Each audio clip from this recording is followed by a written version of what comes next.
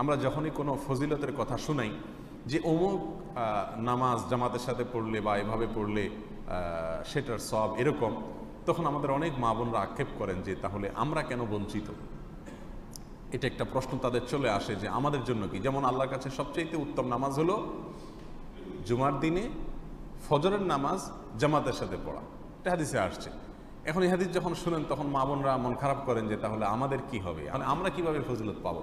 তো এই জন্য 2-3টি কথা আমরা বলে রাখতে চাই। 1 নম্বর কথা হলো, মা বোনরা তারা যদি এরকম আশা তাদের ভেতরে রাখেন যে আল্লাহ মহিলা হওয়ার কারণে আমার জন্য এই অপশনটা নাই, সেজন্য আমি এটা করতে পারছি না, আল্লাহ আমি যদি পুরুষ হতাম তাহলে এই অপশনটা অবশ্যই আমি হাতছাড়া করতাম না।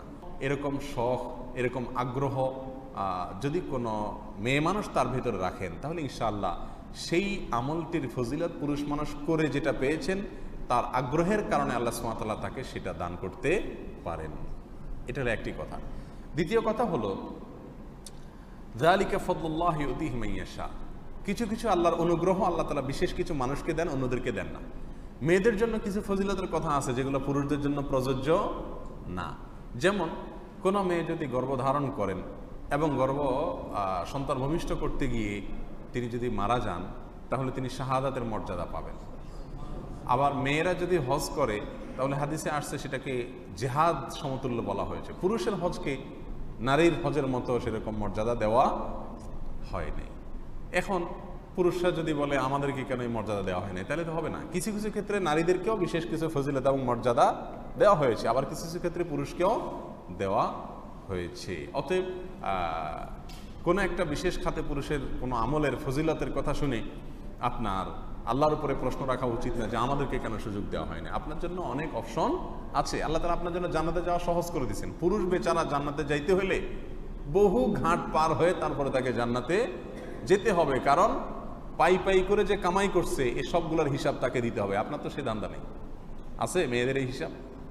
আরো অনেক ব্যাপার স্যাপার আছে, ঝগড়া ঝাঁটি, রাস্তাঘাটে, বাহিরে, কর্মক্ষেত্রে কত জঞ্জাট পেরিয়ে তারপরে পুরুষ জান্নাতে যেতে হবে, কত মানুষের হিসাব দিয়ে তারপরে জান্নাতে যেতে হবে। আর আপনার মেয়ে মানুষ বাসায়, খুব সহজ আপনার জন্য জান্নাত।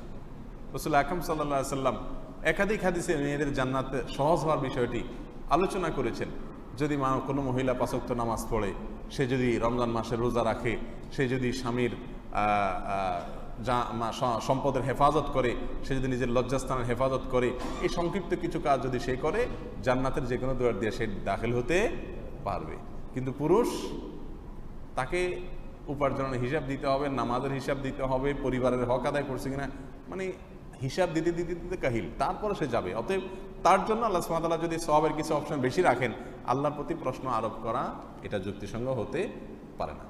তৃতীয় কথা হলো, যে সমস্ত ফজিলতগুলো পুরুষদের জন্য বিশেষভাবে প্রযোজ্য, নারীদের জন্য সে অপশন নাই, সেগুলোর সব নারীরা নিজেদের করে নিতে পারেন আরেকটা বুদ্ধিতে। সেটা হলো, কোনো পুরুষকে আপনি হেল্প করলেন, কথার কথা আপনার স্বামীকে, আপনার ভাইকে, আপনার বাবাকে, তাদেরকে আপনি হেল্প করলেন কিসের জন্য?